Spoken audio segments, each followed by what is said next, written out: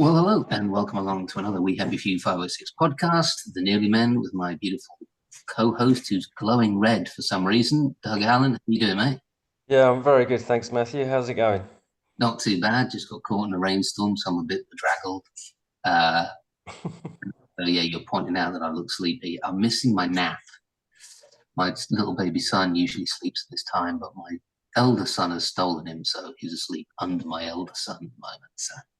So, what's the hourly sleep like or the nightly sleep at the minute? Like, how many hours you getting, if you're getting any? Yeah, it's not too bad. It's not Yeah, too is it bad. 2 hourly feeds for the baby? Yeah, he's a bit Two better than hours? that. He's a bit better than that now. Yeah. But my older son has taken to sleepwalking as well. So Oh no. waking up the other night with him tinkering with the fan, talking about something completely bizarre. So that was that was fun. Anyway, we should get on with it. So we have another guest for this week. This is another part of our Masters of the Air Appreciation Society podcast. So we have this week we have Jessica Ridge. Jessica, how you doing? Try not to put any type of judgment or intonation in my but cool, Jessica. How are you, mate? Yeah, I'm all good. Uh, Yeah, currently on my wife's laptop because mine right. is Okay. So we completely collapsed. in fact have Dean Ridge with us. How's things? Where are you? I'm currently in Birmingham, but yeah, Oh, things are all Is, good. is are you do you, is that where you live, or do you working up there, or? Yeah, live up here now. Yeah, it started off working up here, and then a few years ago decided to put some roots down. Me and my wife and my little boy, and we were just like, yeah, Oh, it really? turned How out pretty old's your good. son? 14 months. Oh, oh, wow. Yeah, So yeah. you So and Matt, I mean, but how come Dean looks like the picture of health, and Matt, you look bedraggled, and it's a filter. fatherhood is obviously you're looking very good for it, Dean, I must Well, say. we've only got one at the minute, so that helps. Yeah. yeah.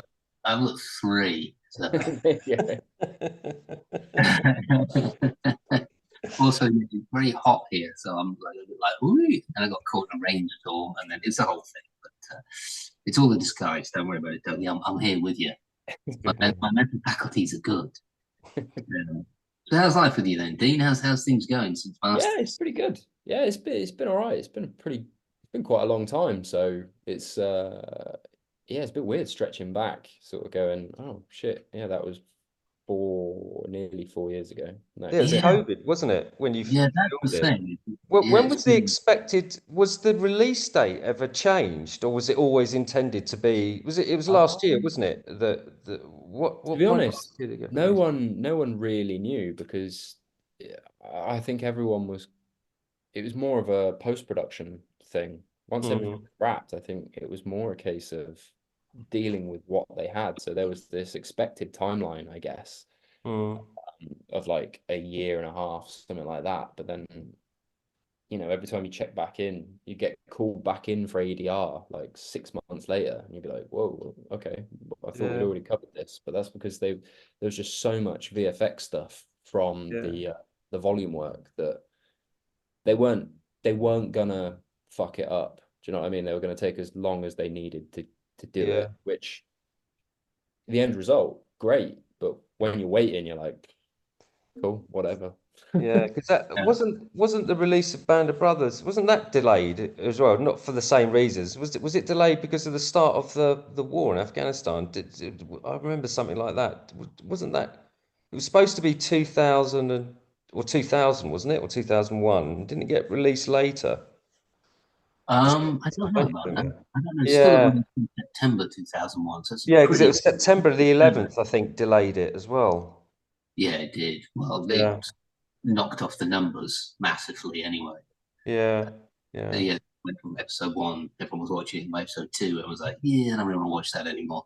Yeah. Yeah, bit So full on. it's been a kind of a long wait, Dean, I guess, to see yourself in such a huge show, and because Yeah, it's exciting, right? We all were excited to kind of watch the yeah, first couple of episodes when it came out, and it's obviously been a long time coming. yeah, definitely. You kind of you go through that stage of like, oh yeah, I'm really excited. But I mean, I was quite lucky in a sense that I'd been in a few things beforehand. So the novelty of like waiting to see yourself was a little bit, Yeah. it worn off a little bit. Obviously, I was excited to see the show in Yeah. its entirety. So I wasn't chomping at the bit in that sense. But Mm. weirdly, like 3 years after we shot it, it was actually quite nice to have that space because you kind of forgot Mm. to judge yourself after 3 years. You're just like, oh, this is actually quite pleasant to just Mm. see the entire thing. You're like, oh yeah, I'm in it. I forgot Mm. about that. You're Yeah, like, it's also nice to get the bits on your show reel as well. You want to that's what I wanted was yeah, I yeah. want to get it on my show reel and I'm waiting Oh, for years. that forever chase. Do you know what? That seems to happen more and more and more. There's a few things that I've shot that I just don't think I'm ever gonna see. Yeah. Like Yeah. that, you wait and you wait and you're like, oh, there's something else I did that was like, we finished it in 2022, still not out, and we're like, come on. Yeah. But That's the that's the business, way isn't with it? streaming these days. They can just hold on to stuff, can't they? Yeah, well, I think it's how the platforms work, isn't it? Because obviously they have to. I think the whole philosophy behind these subscription platforms is, you have to have content. Content is everything. So they Mm, just buy up everything and then stage its release, yeah, exactly. so that, I mean, because if you're on it and then you think, well, I've seen everything, nothing new's coming on, and then your business model kind of fails immediately. So then they stagger it so they can buy it and then not show it until 6, 8, 10 months, 12 months Yep, later. Yeah, it's a strange thing, isn't it? they're the Yeah. gatekeepers. But yeah, Yeah. It doesn't. exactly. It When doesn't I was, help that you spend 18 months to 2 years to 4 years in your case shooting something, and then yeah, someone watched it in 3.5 days. It's like, come on, fellas. cool, yeah. Yeah, it's a real time warp. But yeah, going back to what you're saying, it was nice to watch it when it finally came out and Mm, see because everything was so granular when we shot it. You're so in your own little world of mm, the crew that you're in, the particular story that you're in. mm. You just lose all sense of what everyone else was doing. So Yeah. especially with all the COVID sort of breaks that we had to have, Yeah. it just completely threw everyone's schedules out of whack. So when you actually got to see the whole thing, you were like, oh, you were really rooting for some of the other lads because you were like, fuck, I actually got to see what you were doing. That's really cool. And you'd ring them up and be like, oh, that was wicked to see Yeah. everything that you'd done, and that the other guys had done as well. Yeah. What was I mean, we'll start from the beginning. I mean, Matt will Hmm. lead you on with the questions, but what was your casting process like? When was you cast? Were you cast early or late? And what was your Uh, experience of that? How did that? it went on for forever and it kept going away and coming back. Um, and that I have to admit, at that point, it was quite stressful because it'd been COVID and like no one had been working, Mm, no one had had any auditions, and you're like, is anything ever going to happen again? mm, And then literally just moved up here. I had no work for like I think it was like 15, 16 months, something like that. And I was like, yeah. no acting work, sorry. Yeah. Yeah. I've been like, I was proper struggling, like go back on the tools with my old man. And then like you get this thing like, oh, so this is Masters of the Air. This is this thing. Do you want to audition for it? And I originally went up for Egan and I was like, what? Um, and then weirdly, I'd actually heard about the project years before, when it was called the Mighty Eighth. There'd been like rumors of it floating around. I read some article in what did I read it? Variety or something. Yeah, Variety or something like that. Back in like 2015, they were talking about Spielberg wanting to produce a new one about the air, and I'm living in a grotty student flat, and I was like, oh, I want to be in that. I want to be in that. And then when it finally came round and it was called this, I was like, hold on, I know what this is. And Mm, obviously, all of the stress from not having any work, you put a lot of pressure on yourself. mm. So So what was yeah, it? Was it just a self tape that you yeah, sent it was initially, all and tapes. The whole thing was you taped. didn't have any face-to-face meetings through the whole process? How many recalls did you have? How many I self did, tapes did you have to do? I did 3 or 4 in the end. Yeah. Um, there was obviously like the couple for Egan, and then that went away, and you thought, maybe that was a bit above my pay grade. Yeah. And then like a couple of months went by, and then something else came up, and I was like, oh shit, it's back. And then that one, you sort of did another take, poured everything into it, and then that just disappeared as well. And I think that was like October time. Wow. And I was like, shit. And then again, gone back to work, doing all this sort of stuff. Then literally in the February, they rang up and they were just like, do you want to do a casting? I was like, what do you mean? And they were like, do you want to just speak to them? I was like, oh shit, okay, yeah, cool. Very much out of the blue. And then we just read for Snyder, and they were like, yeah, cool. Like 2 weeks later, you're in. And was that, how long before that was that decision before you went off to your kind of boot camp? Oh man, like a month. Oh, Maybe. right. So you No, did wait, have hold quite a bit on. of lead time then. No, Yeah. actually, no, it's a lie. It was like 2 weeks. Yeah, Oh, 2 okay. weeks, because they were suddenly like, oh yeah, you need to be in Oxford, you need to do this, do this. And I was like, whoa, cool, Yeah. sounds good. And did you do a lot of research in between that time? Did you read books and stuff? Did you Yes. know who you were playing? Like, No, not yeah. to begin with. When the whole process started, way Yeah. back in the summer of 2020, I began reading Masters of the Air, because bit of a history buff anyways. I like reading on that sort of stuff. So I thought, yeah, I'll get it. And obviously just started ticking through it. And when the auditions went away, I thought, well, this is fascinating anyway, carry on. Mm. And then yeah, when we got it, obviously you just dive straight in, don't you? Trying to find Yeah. out as much as you possibly can about this person. But at the time that was really difficult to come by information, really difficult, especially about him in particular. There was so few things to grasp onto. And obviously the 100th Bomb website was probably the best resource there was to begin with, or to start the search for sure.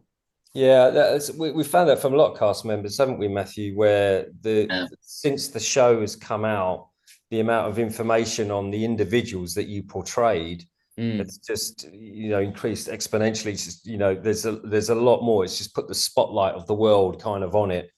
And have you found out more since it's been released? Have you gone back to the 100 website? Because we have Matt Mabry on, don't we? Who's obviously one of the leading guys in that, and kind of updates the websites and finds out all the information. Have you found out anything? Any surviving family or anything since? Yeah, definitely. So the first thing that I got was from the 100th Bomb Instagram page. They sent me a message because I put it to bed. I'd watched the series and I was really happy with it, and I thought, yeah, that's great. But I'd originally found this image of Richard Snyder, but it was crap. Like, it was from an old newspaper by the looks of it. It was proper smudged. It was you got the rough sense of him. You knew he was in his airman's uniform with his hat and all that. Yeah. And then they messaged and said, "Oh, we've actually found the proper version of that photo," which was amazing because it was proper. You could see everything. It was a real. It was one of his one of his ground crew had a copy of it. And they'd obviously got in contact and sent it in, which that was fascinating. Oh, wow. Just to see him in the flesh properly. Yeah. Just to genuinely put a face to a name and to a story. And yeah, that really grounded it for me. Which was amazing. And then they've since sent a message about someone else, another one of the ground crew. It seemed that he'd had a really good relationship with the crew members, the ground crew members, and about I can't remember the fella's name. I'll try and pull it up in a minute. But about how he was devastated, obviously, when their plane went down, and how he remembered them being a real sort of friendly unit. There wasn't like a separation between the flight crew and the ground. Yeah. You never really well, I mean, just dramatically, you never really focus on ground crews, do you? What they went through and the losses they went through. I mean, the arm in your mouth rather every time some of the planes come back, and you're thinking, who's not coming back this time? Like you said, I made a great bond with these guys that they're keeping up in the air, and then for them not come back must just be heartbreaking. And they're Yeah. there day in and day out. They were there from the start of the war until long after the war. They saw everyone. Yeah, because they weren't part. It was only the air crews that were part of the 25 or 50 missions. The ground crews were just there for the duration, wouldn't they? Yeah. They'd been, and seen the. Yeah, I mean, it must be a strange feeling to, work with a group of guys and then, they go on a mission, they don't come back, and then you're assigned to another group, and then they go on a mission, they don't come back, and you just have to keep doing your job. And yeah, Right. yeah. And what do we know about Lieutenant Snyder? What do we know? What are the salient points that you gleaned that you're like, There weren't I a mean, great even if it's deal. just what you were told on production, like this is what he did within the crew or whatever. Like, what can you tell us about?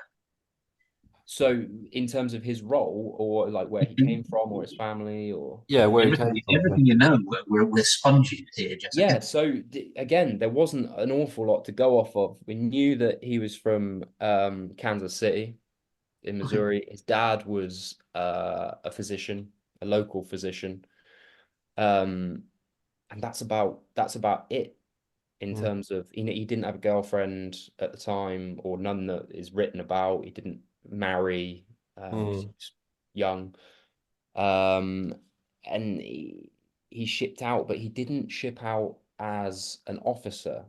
It's a rank that doesn't exist. Definitely doesn't exist in the British Air Force, and I'm not sure if it exists in the US Air Force anymore. So he was a flight officer, which wasn't, it was a non-commissioned officer rank. So he was a co-pilot, but he wasn't a captain, he wasn't a lieutenant or anything like that. So Right. I was fascinated about that as him being a non-commissioned man, but in the same seat of responsibility as some of the other pilots. yeah, I wonder how that happened. I'm How, not how, sure. how would it just been numbers, Matthew? Like you got to fill the seats, you got to fill the roles, and I guess. But wouldn't you make someone a captain or a lieutenant, if It's you're an interesting point, co-pilot? and I can only stab at it from what I know from the military. But often non-commissioned officer ranks, things like a first sergeant or a staff sergeant or regimental sergeant major, they're incredibly important individuals, and they don't really. That's where they kind of bottom out. You know what I mean? And actually, their pay grade is higher than a lot of the young officers above them. So I don't know whether there would have been some system by which you'd have to have been promoted up to the element of lieutenant. But what you do is you give them a high non-commissioned role. So basically, they're more important than the junior officers. Do you know what I mean? But they don't then have to be promoted through up into that rank. Yeah.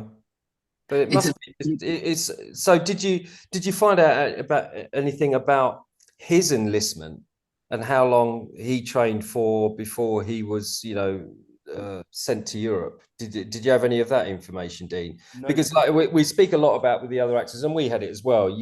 They gave us a file on all our guys, and some of us with guys. The Altamore who I portrayed, it was just literally like 2 pages. That's all we had, and other people had really quite comprehensive military history files on them. But it doesn't sound like you To be that honest, they I had that. think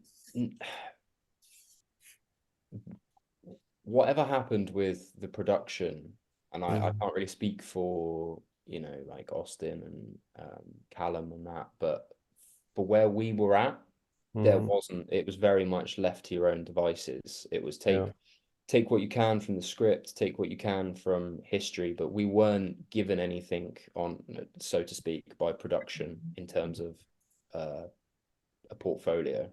yeah, um, Um, yeah. yeah. And so from there, obviously, you went to the boot camp and obviously co-pilot. Mhm. So what did your boot camp comprise of? Because the sense we get is that everyone had their own kind of individual ones, because there's sort of, in our one, we were all put together in a barracks because we're all doing basically the same thing. We're all riflemen, essentially. Mm.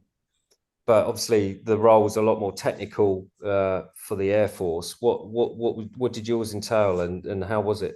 So I really enjoyed it, but it was definitely not a boot camp in terms of putting you through your paces. But then, of course, these are flyboys. They weren't intended to have that style of training, and they definitely it definitely did mimic that. So we went to this base, this summer camps type place with all the barracks and everything in it, and everyone, you know, you get there at 5:30, 5:45 in the morning, and you get suited and booted, make sure you're in your everything's top notch, dressed to the nines in all of your ones and everything.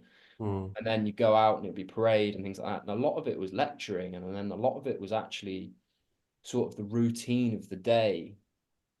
And then with the breaks, everyone would sort of split into their little crews, and you'd hang out, and you know, everyone's chain smoking and drinking tea and coffee and Mm. stuff like that. But because it was like, it was a no phone job, it was a Mm. no one was allowed off site sort of thing. Everyone, you built this kind of camaraderie through the conversation, and then everyone would go into lectures about their specific roles, and you'd sort of, you know, be passing notes to each other. Like, Was there like a mock-up of an aircraft? I mean, were you taught how to sort of, you know, what all the basic controls were? I mean, did it? absolutely. So that was that came later on. So what would happen is we'd have these lectures about bomb priority, about targets, about, yeah, what the different planes were when you were looking at them in the sky, things like that. But then, yeah, there was mock-ups, cockpits, and simulators that you would go in pairs normally. If you could,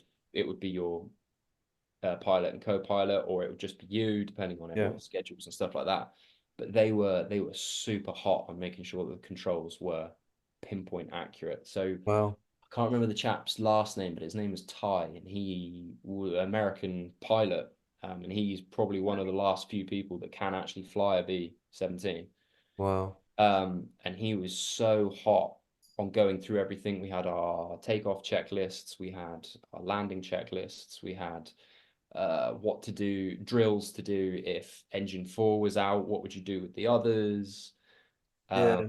And That was fascinating. yeah, I bet it was. And obviously you were using some of this stuff in the actual scenes as well, you know, depending on where you were, whether you were taxiing out of this, and you would just get on with it and just kind of run And through procedures of switches and things that all you of had to. that was very specifically choreographed. Wow, yeah. Like they did not. They were like, if the camera's looking at it, Mm, it has to be correct, no yeah. matter what.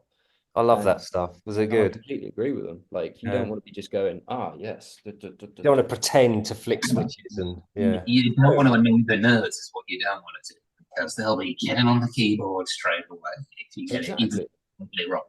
But also, if you're gonna spend all that money making sure that it looks correct and that you're gonna do as many practical effects as possible, come on, get the Yeah, controls right. And absolutely. it deserves that respect. If that's what it's about, it deserves that respect. 100%. Yeah. So I have a question actually leading on from that. So with us, the one thing you could get 30 push-ups for, or running laps, or whatever the heck it was that they decided we'd have to do, was if you called your M1 or whatever weapon you had a gun. That was it. It's a weapon. It's not a gun. A gun is a howitzer or cannon or whatever. Do you know what I mean? So is there something that you could have gotten wrong in that respect? If you said the wrong thing, you were down push-ups or Not particularly, because the two, obviously we had Dale die, and he was for our initial training. But because that was so broad and it was more of an intellectual sort of process, there wasn't much backwards and forwards between us and him, unless we were asking questions. And don't get me wrong, there were a few stupid questions, I'm sure, but none that could get you in trouble. And when it came to the actual flight controls, there was no punishment, because you were getting stuff wrong left, right, and center to begin with.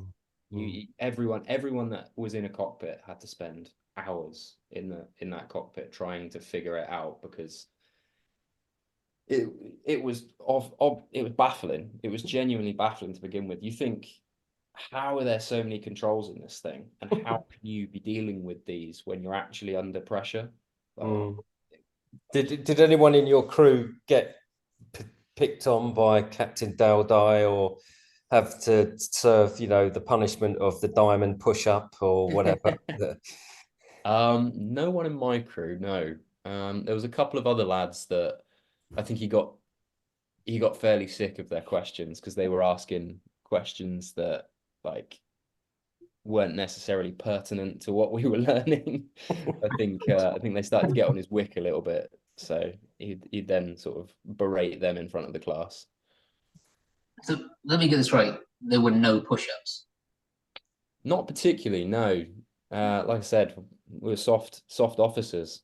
Yeah. In a different And that sense. was that was Dean Ridge. Thanks for joining us. Goodbye. No, we're just jealous. We're jealous. We're utterly jealous. Absolutely. Yeah, younger, better, and more intelligent, all of you, than we Yeah. are. So I'll ask about crew. I'll ask about the stuff that you shot, obviously. So what was your first day of filming like? Before I get on to more, First day of filming. because that's always like a mind-blowing experience on something like this. Yeah, it is. It was pretty balmy because we were all on base in the in the recreation of Thought Abbott's, which again, that was mad. They were just like, oh, do you know what? There's no point building a set. It's cheaper just to build a like for like remake. So they did, and that's so cool. Because obviously it was just tin and plyboard anyway, wasn't it? So they just built it like for the measurements. So that was amazing. Everyone being there in the full garb, busy all day, trucks going around. Like, yeah, that's pretty cool. You couldn't ask for it to be more immersive in that sense. But yeah, my first day was after our second mission, where my character gets his hands frozen to the top of the weapon. Not a gun, weapon, as I just found out. I actually think that might be a gun. So that's a big gun. I think it's a gun. But Yeah. So he's in the hospital recovering from his wounds, and there was originally a longer scene there, but that was my first day, and it was just like straight in with Barry and Austin, and I was like, cool, great, sounds good. So yeah, that was definitely thrown in the deep end on that sense. how was that? How's it walking in your first days with Barry and Austin? It's like that's quite a high bar. Yeah, it's a very high bar. Funnily, at the time, Austin, like Elvis hadn't come out or anything at that point, so everyone kind of knew who he was, but it wasn't a massive thing at all. And he's such a nice bloke as well, that it wasn't a problem in that sense. I'd seen Barry in quite a few things. There was a film that he'd done a few years ago called Calm with Horses, which I was a massive fan of. Really, really good film. So I was really excited to work with him for sure. But yeah, no, they were great. They were perfectly amenable. I wasn't worried in that sense whatsoever. Again, I've kind of been. You've been doing it a while. It wasn't my first job, so I wasn't too. Yeah, you've been doing it a while. Yeah. What was it like when you got into the actual aircraft setup with the screens around? Yeah, what was that like? What was that must have been mind-blowing. Yeah, absolutely mad. Like when I heard that they were going to be shooting on a volume, I fully dorked out because I'm a huge fan of the technology that's coming in these days. And I'd heard about what they'd done on The Mandalorian, and they were like, oh, we're going to shoot on a volume. They've done it on The Mandalorian. I was like, no way. So when you finally get in there and you see it, and the plane is not just stationary, it's on a hydraulic rig that is synced to the asset that's on the screen. So, Messerschmitt flies over, fires its cannon, the whole rig goes like that was cool. That was incredible. Like that was special for sure. That must have been nuts. But good. Really, really good. And there's no point that you were pretending to be the Mandalorian. This is the way. No, not at that point. Not at a little bit in your mind. A little bit in your mind, you were.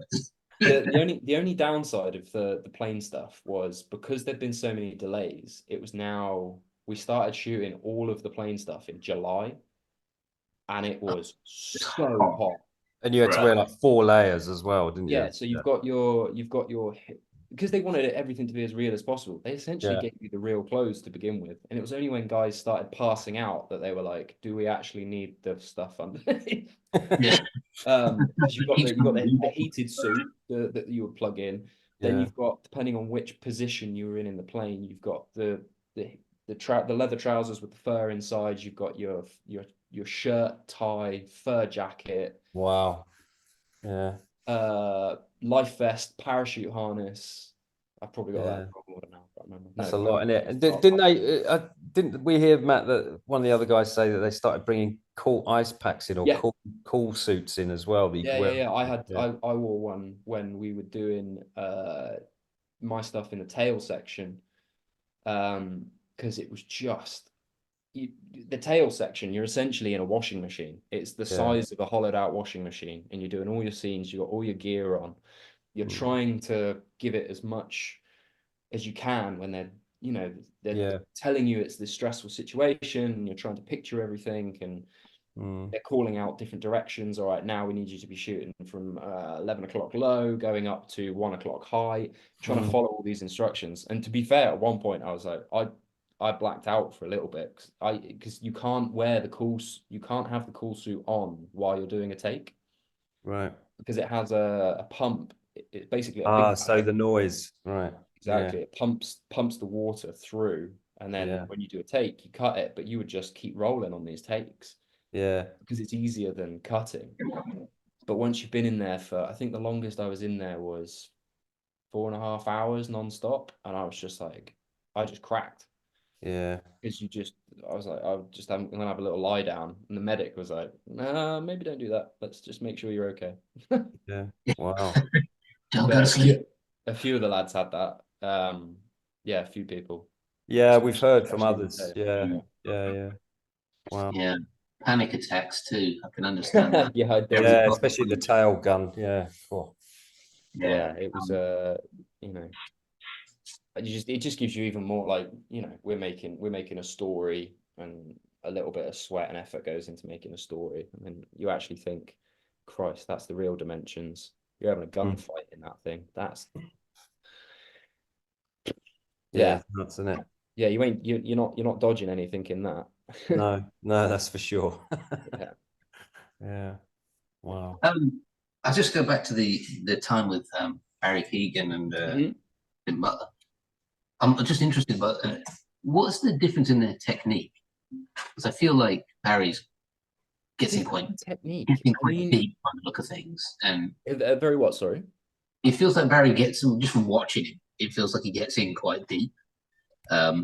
Whereas maybe does Austin like feel his way into things more? And like, I don't know. So I can't really. I only had a couple of scenes with Austin, so I would be I wouldn't want to second guess anything he's doing. I wouldn't want to second guess anything that Barry's doing anyway. But all I would say is that he's he's very free and easy, very free and easy.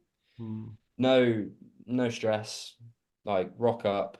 I wouldn't say in all of the stuff that we were doing, there was none of the there was no bravado, shall we say. There was none of the I'm being very serious now. I wouldn't tarnish him with that brush at all. He was very free and easy, took stuff on the fly. So yeah. Was there any, obviously with these sort of big productions with very well-known writers and stuff, were you sticking to the script to the comma essentially, or were you allowed to think around? Interestingly, we would stick to the script massively, but Carrie, who directed the first 3 episodes, he would have an idea and we would just have to go with it. Okay. Obviously it would still be within the bounds of the story. Yeah, of course. Yeah. He's not just going rogue in that sense, but like a lot of the plane stuff that you see in the show in that early part is added on from when the script was written. Right. It got fleshed out so much more in terms of dialogue that was happening in the plane, in terms of those moments, because there's so much technicality involved with which plane is where and who got hit when and all of that I think in the initial script, some of the human moments might have been missed. So when everyone actually got in their respective planes for those respective moments, they were like, oh shit, there's way more leg room in this. You want to let it play out for that little bit longer. You want to Want the audience to sit with it. Yeah, exactly. So that was brilliant, because when you look at your script, you're like, oh, I say my 2 lines. Yeah, that's a shame. But then actually, when we got into it, Carrie was like, no, carry it on here. You're seeing some more stuff here. yeah. But the only catch with that is that anything that he would improvise on the fly, we had little earpieces in, and Ty, the flight instructor, would be just having to, on the fly, shout instructions through these earpieces in our ears to make sure that we were doing the right controls. Right. So you'd have Carrie in one earpiece, you'd have Ty in the other earpiece. Oh, wow. He's telling you there's this coming, it's hit the engine, Yeah. whatever. And then Ty's on the spot going, right, okay, so you need to feather that one, then you're going to need to half throttle off. Yeah. So Isolate this switch and this, that. Yeah. exactly. So he's shouting, you're trying to act. In the end, you're just concentrating, which there you go, that's what you would have been. Which gives the correct, which will get, yeah, but that will give the best, that will give the correct result, essentially. Yeah, exactly. Okay. But the most stressful bit was they would say this stuff, and then they'll be like, right, we're going for another take. And then Ty in your ear would be like, right, well, now we've got to reset the continuity on the controls. And you're like, oh. So you'd have to reset everything back to what it was. It was like a memory game. And then you do the take again, and you'd be like, okay, cool, we're doing this control, this is going here. Oh, shit. But those challenges, those I always found in acting, it's like when you have something to do, the more challenging it is, the better it is. Oh, absolutely. For the scene, and the less, you know, they're easier scenes to do on which to wait. You have to think move your body and operate things and do, and it's much more engaging. You get really into it then, don't you? Yeah, that's my favorite day of work. Yeah, the whole thing about acting and performance just disappears, doesn't it? Yeah, when it's an adventure, or when it's you got to concentrate. Like, yeah, that's my favorite day on the job. Yeah, You got to be somewhere random. You got to be somewhere cold. You got to be somewhere complicated. I love it. Yeah. Good stuff. There's no way I could concentrate on 2 things at once, man. I'd have made a fool of myself. People told we me all did that plenty of time. I don't know what I'm doing. So I'm pretty sure that everybody listening to this particular podcast has already seen the show at least once, possibly twice. So I do apologize for the spoiler alert. But should we talk through the iconic scene? The iconic scene is in the what happens to when the policeman thing goes down and Barry decides to stay with him. And, that's pretty rough. Yeah, that's pretty rough. It was pretty rough, and weirdly, they had to veer away from the what was reported to have happened, because A, it was insanely graphic, and B, would have been too complicated to shoot. Yeah, sorry, let me Leighton, who's our producer, is listening. We actually got a message from Matt Mabe about this. Can you just pop it up, what he said, Leighton? Because it was somebody actually watching from another ship. And it'd been the most harrowing thing he's ever seen. I think the whole thing was in flames, and flames just shooting at it. The oxygen tanks behind the cockpit got hit and went up. Causing a fireball. It engulfed the cockpit, and miraculously, just speaking on terms of what happened to Rick, he managed to squeeze out of the cockpit window while it was on fire, while he was wearing all of his gear. Honestly, when you see the size of these things, I have no idea. Cockpit was on fire. He didn't have a choice. He managed to squeeze out of the cockpit window and was reportedly holding on as it was going down. And he managed to get out and pull the parachute. We've got a thing saying Bob Wolf says he saw a plane with flames coming out of every opening. And he said the image stayed with Bob for it looks like for the rest of his life and haunted him. Mm. He said like flames are just coming out of every single, window and opening in the aircraft. Yeah. But then what happened to Rick? So he's clinging onto the side and managed to pull his Yeah, chute. he managed to pull the parachute, and that was one of the only articles that I could find when we were doing the research, that people had hope for him being MIA as opposed to KIA. But by the sounds of it, his body was actually found still in the parachute harness, hung from a tree, and it seems that he'd hit the tail fin. Oh no. Yeah. But that was just that was another article that I read later. So I don't actually know whether that was confirmed, whether he'd hit the fin, but that's his body was found still in the parachute harness. So he did get out of the plane. Yeah. But something knocked him unconscious, whether it was, Yeah, or just took him out. Yeah. So Well, he was hanging on to a 15-ton aircraft as it was falling through the sky on flames. So there's quite a lot of danger in there. It's quite a lot. Yeah. So But it's so close to get so close, like say, to have your parachute operate and to essentially bring you down and be found hanging in a tree. That's that's terrible. Like So as you can tell, that they couldn't really film that one. That would have been half an episode in its own right. I think. Yeah. That's just like it's crazy. So yeah, that's why they chose to tweak it, so to speak. I'm just got a message from the 100th Bomb Group Foundation, strange enough. Yeah. And how was it to film that? Yeah, it was it was more moving than I was expecting, considering the piecemeal nature of how you had to shoot the plane stuff. You didn't get that sort of long take feeling where where you kind of fall into the moment. Yeah. There'd be a lot of stopping, a lot of starting, and obviously I had a hell of a lot of prosthetics on as well to get that final bit. But when we actually finally got to the bit where everyone had bailed out and it's just Biddock and Rick in the cockpit, and he's trying to level it out as they go down. They actually let the tape run for that, and it was they'd made it oddly peaceful, which was a really interesting moment as a performer when you've got all of the screen and the shadows going over. They left that realization in the narrative that he's actually not dead yet, and they're trying to control the plane. That was a really surreal moment, looking up at the sort of artificial clouds that we were looking at, and then just playing that moment.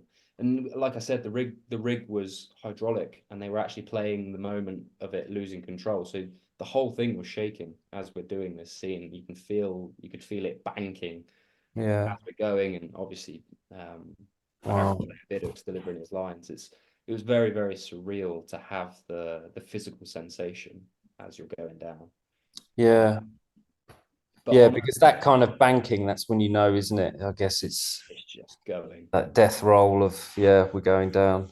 Yeah, and the rig they could push the rig as well. It was really going. It was really tipping, was it? Yeah, it was dropping the nose and tipping over to the left-hand side, I believe. Yeah. Wow. But I think just on a technical note, not really a stunt, but the cockpits are so cramped. When they did the shot of the control panel going, that was wild, because a couple of air cannons in there filled with bits and pieces, and you got a cable, you ratcheted.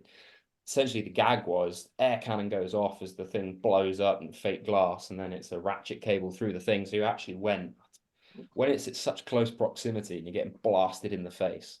It was pretty sketchy. Or it felt, it felt sketchy. Felt it. Yeah. Well, it certainly looked amazing. So yeah, their use of practical effects I was very impressed in the show. But they are the best effects, though, aren't they? Exactly. Like I've said this with Matthew many times. It's called enhanced practical. We use CGI to just enhance it, but the basis of the action is a practical stunt. It just elevates everything, I think. Yeah, you believe it. there's a certain level of chaos with practical stunts that no amount of animation Yeah, uh, yeah, can double, because it's too precise. You think, yeah. this would fall here, this would fall here, but actually in real life, there's just a certain level of chaos that Can't quite control. you Yeah, can't quite figure out. And yeah, and Jeopardy as well. If you go do some movies out in Romania or Bulgaria, which me and Doug both have done, stuntmen just blow themselves up or fall yeah. off They the. do. Yeah. Oh, goodbye to that game. Get somebody else. Yeah, but it's in those. Yeah, but I always say it's those moments where, you know, like I've done many of these sort of, as Matthew said, these sort of B movies out in Eastern Europe, and you really get to see what I call movie magic. It really feels magic when these things happen, and it's, you know, a guy with a bit of string and stuff this and that, and lots of explosives usually, and things going off, and it really, when it comes together, you really go, wow, it's it's great, and of course when everything is CGI, you just don't get that. You just have to react, and the reaction's always going to be, well, not always, but you know what I mean. Yeah, it's There's less some of an that you experience can't. for the Yeah, performer, you isn't it, can't hide Dean? it. Like Yeah. I've there was one time I was working on something out in Morocco, and they've got really strict gun laws over there. You can't even have fake guns. So what they do is, when you want to shoot something, the army turns up, you give them your passport, and they give you a real gun, and they go, "Don't lose this real gun, or we take your passport." So you're doing a gunfight, and everyone's got real AKs. They fill them with full, like, proper size blanks, not half rounds that you get Yeah, in the full UK. bleed. And then Yeah. you're like, suddenly, there's 15 blokes all firing AKs on automatic, and you're in the desert, and you're like, what the hell is going on here? You're deaf, Yeah. your ears are ringing. They call Yeah. cut, and they're like, here you go, fresh magazine, right? Take two, let's go. Yeah. I mean, It's obviously. strict gun laws in Morocco. It seems like they have very lax gun laws in Morocco. And the guide is strict, because as long as you hand somebody a passport, fake or not, they'll give you an AK-47. Yeah, they're like, you're not leaving the country. That's fine. Passport's fake, mate. I'm just keeping the AK. It's absolutely Yeah. So I noticed, and this is a kind of a bit of an offbeat question. I was just checking out your IMDb and everything, and I noticed that you made a short film recently set out in no man's land. Is it called Camera? Did I get that right? Yeah. That possibly may be one of those things that never sees the light of day. Sometimes they don't. But like, is Masters the favorite thing you've ever filmed, or is there something that's more kind of lower budget that you were more involved in? Like just a So with that one, I was just sort of helping out on, just sort of agreed to come on board to help out with that one. In terms of the favorite thing I've ever done, weirdly, it's a series that will never see the light of day in the UK. It was for Hulu. It was called No Man's Land, ironically. But it's all about the war in Syria. Honestly, the writing for it just blew me away when we first got it, because it's all about the YPJ, the female fighters over in Syria that were fighting against ISIS. It was about a French foreign national that got embroiled in the whole thing. He's a bit like Alice in the Looking Glass, and then through the Looking Glass. And then the storyline that I got involved with is about three best mates from London that go over to fight for ISIS, and I was like, what a story! Yeah. Because the whole point of that story was, it's obvious that they're the bad guys. You don't need to tell the audience that bit, but when you're following their characters in the series, they're just dorky mates. They're dorky mates from Southeast London that end up, beheading people and shooting people. But then there's scenes of them like checking in on each other and making sure that they're okay. And when I read that script, I was like, fuck me, you don't get that very often. And it will never see the light of day in the UK, but that's the thing that I'm probably most proud of, because it's proper. I don't want to sound like a wanker, but it's nuanced, because they're not spoon feeding the audience. Not that Masters did that either, but they've got the benefit of spectacle as well. Yeah, exactly. Yeah, the spectacle and the history of it. But yeah, no, I agree. If you can get characters that have you know, because just making a decision to go and join something like that is obviously, you know, and it's, you know, done by things that are unsaid, you know, and I don't know, always kind of, yeah, they're the most interesting roles. They don't always come my way either. To try and get those is quite difficult, but yeah, it's a good thing to do. Yeah, it's Yeah, one of those weird ones where, sorry, man. I was going to say it's just cool to be part of something. I guess you'd call that edgy, but it's like you respect the audience enough to let them make their own mind up. yeah, Yeah. You know, it doesn't yeah, have to be completely binary where you just say this is how you're supposed to feel because of yeah, X, Y, that you can literally say, look, this is a new, like say, nuanced or complicated story. You don't have to root for these guys, but this is what these guys did, and yeah. it's going to mess with you a little. Do you know what I mean? Because nothing is binary. No, Was and it that's based what. on? Was it based on anything factual? That was it based on? I mean, Not, obviously, not. there was that famous guy. What did they call him? That who was an English guy from London that was beheading Oh, people. Jihadi John. Jihadi John, that's right, and they finally got him, didn't they? So With they based they. No, it's not a true story in that sense, but they did base it off of the kind of guys that went out there. And yeah, again, what I was really lucky to sort of come across it and audition for it. It was because I'm a white guy as well, and mm, there's been about three white guys from the UK that actually went over and did they or did they not fight for the Islamics? They say that they didn't, but then people on the ground are very much like, yeah, you did. yeah, So it was that not drew it to me because no one was offering me the part. I had to fight for it like everyone else. But yeah, that was really really interesting, and they did a second series of it. And again, waiting for that to come out and all that sort of stuff. But yeah, yeah, when you get those sort of stories where they're not spoon feeding it to you, and yeah, then, obviously it's more terrifying when you have that because the characters that we've got, they're friends, they love each other, they have families, they have kids. You see that in the show, but then in yeah, the next scene, tie someone to a post that's innocent, shoot them, and then go and like have dinner, and you're like, well, that's what makes it scarier. You don't need yeah, to just be bad guys in black. yeah, yeah. It's terrifying when they are human. Yeah, and like Matthew said, it's very rare to get something that is as, you know, as complex as that, really, Mm. without having to, you know, sort of ruin any kind of script by, as Matthew said, you know, spoon feeding the audience with what's, you know, yeah, interesting. So you'd like to do more work like that in the future? How's things Uh, going? I mean, yeah, definitely. It's difficult, isn't it? You got to take the jobs you get at the end of the Yeah, day. exactly. Like, I'm not famous, so you do the work that comes your way, and you try and do it as good as you possibly can, or as well as you can, and with your interpretation.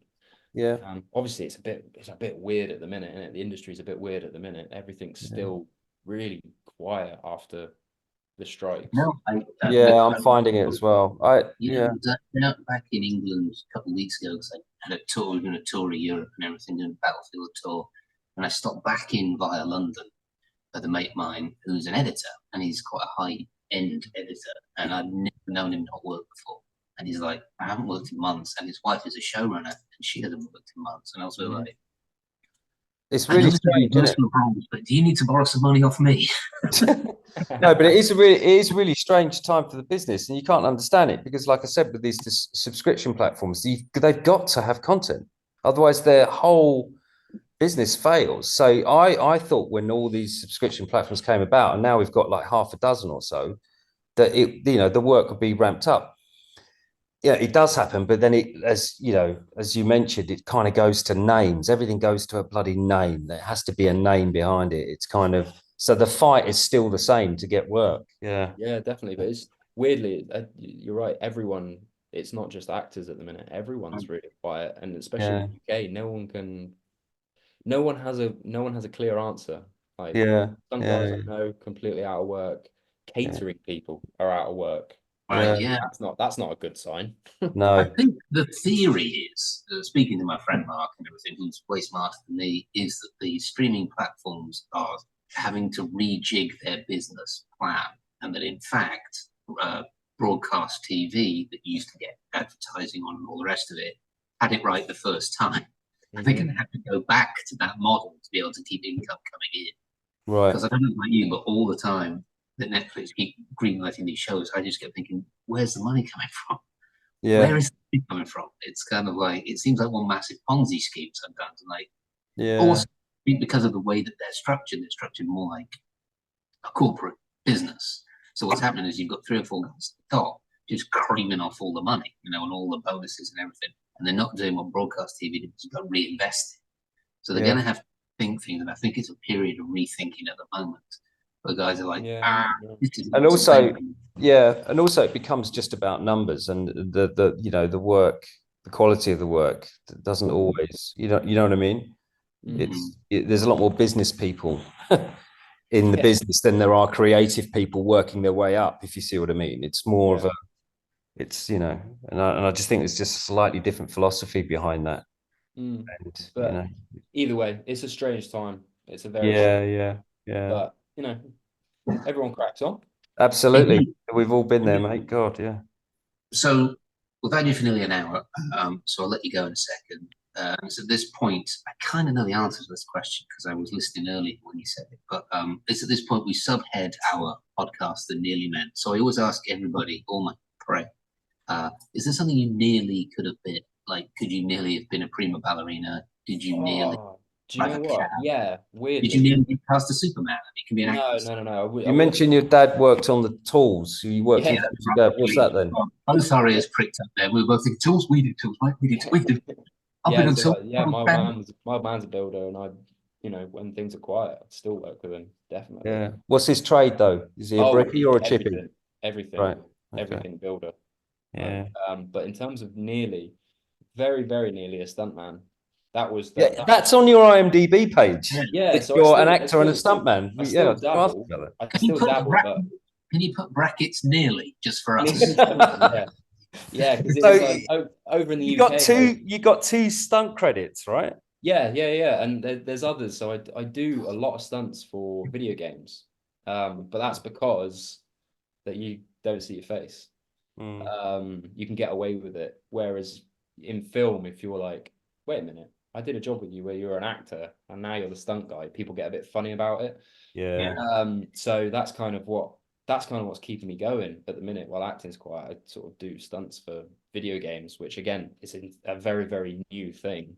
I work with a crew called Lucky 13 Action, and they've done all sorts of mad stuff. Like they're big in the video game world, and they did there's a horror film called Host. Have you heard of that? It was all shot over Zoom, and it won a load of awards because the whole horror film is like a Zoom chat, but they managed to do like some terrifying stuff. But yeah, so I sort of hang out with those boys because that's what I originally wanted to do. But so you must have trained as that then, because there's a lot of hoops to go through as a stuntman, isn't there? Yeah, so I never did the British Stunt Register, and that's why it's nearly, because you're never going to get on the big jobs without being on that. Or that's a whole other conversation. But in theory, you don't get on the big jobs without doing that. But yeah, no, I did all the training. I always wanted to be an actor, but I don't know anybody. Like I'm from a very sleepy village in Dorset where nobody knows nothing. Like I thought I like acting, but I'm never going to get anywhere. So I sort of started doing all that stuff, went to drama school, did the training to do stunts, but we just ended up doing this insane play, which I got a really good part in. And, the rest is history, agents, sort of stuff. So I was very lucky in that regard, but then I didn't go down the stunt route. So what's the most dangerous stunt you did then up to this point, or the one that you're most proud of? And can you demonstrate it now on camera? No, definitely not. I'm getting old now. It's about a 4-hour warm up before you do anything. Best stunt. I've done a few wire gags, which are always quite fun. Getting pulled through things. Most of it's fight stuff for video games. But they've done some cool stuff for some games coming up, but they're all stupidly hush video games, aren't they? It's all NDAs and don't. I don't want to get fired, mate, and talk about the fact that you did GTA, whatever it is. Exactly. If you even mention the company name, and I'm screwed. So okay. Yeah. I don't want to talk about computer games anyway, so it doesn't matter. I became outside. Boring bugger. Well, listen, mate, it's been fantastic talking to you, and it's very impressive you managed basically to talk about Masters for an hour, which is great. You just rounded it out perfectly. But thank you very much. Well, thank you for having me. We have a tour coming up in September where we're taking almost all of the Roses Riveters crew around the area and stuff, but we will probably be reaching out to other guys as well. Come on tour with us, come and see stuff, meet people. I mean, the tour will be sold out in like 42 minutes. Then we had to make it a bus as well. So there's huge interest in it, but we'll be reaching out for you to come on one of these tours, hang out with guys, get you paid and signing things and all that fun stuff. Yeah, come along, Dean. It would be good fun. It'd be really interesting. Sounds really interesting. Yeah, you'd have a good time. Yeah, Doug's really good. I just make rubbish jokes all the time. There's some flint to it. There's some flint. Nice. Well, thanks very much, man. I would really appreciate having you on. Have a really nice day, and it's been a pleasure, mate. Thank you so much. Cheers, yeah, lovely to meet you, Dean. I wish you and your family well, and we'll see you again soon. Bye. All right, cheers. He's a lovely guy as well, isn't he? They're all lovely. They're all tied together, aren't they? They're all so in touch. Nice-looking, erudite, smart. Yeah. You know, egoless. Yeah, totally down to earth. Lovely guy. Yeah. Oh, I hope he comes on one of the tours. I think he'd be good, actually, because he's a great asset. Yeah. He'd be a full-on history nerd, that dude. He's going to get real deep into it. Yeah. Yeah. I wonder what people were asking Dale Dye for him to get upset. That must be really funny. Yeah, we need to find that out. Dale, yeah, what are those crops in the field over there, please? Cough up a rat in disgust. All right. Well, listen, fella, I better crack on. I heard my baby wake up not too long ago. You think someone's going back to sleep, but I'm going to try and steal 20 minutes underneath it. Do it. It's lovely to see you. Yeah, you too, brother. All right, fellas. Thank you so much, everybody. Thanks so much for listening. It's been a great podcast. Cheers, Dougie. Cheers to Dean. Cheers to Leighton. And we will crack on again next week. Thanks, fellas. Bye. Thanks for listening. Bye.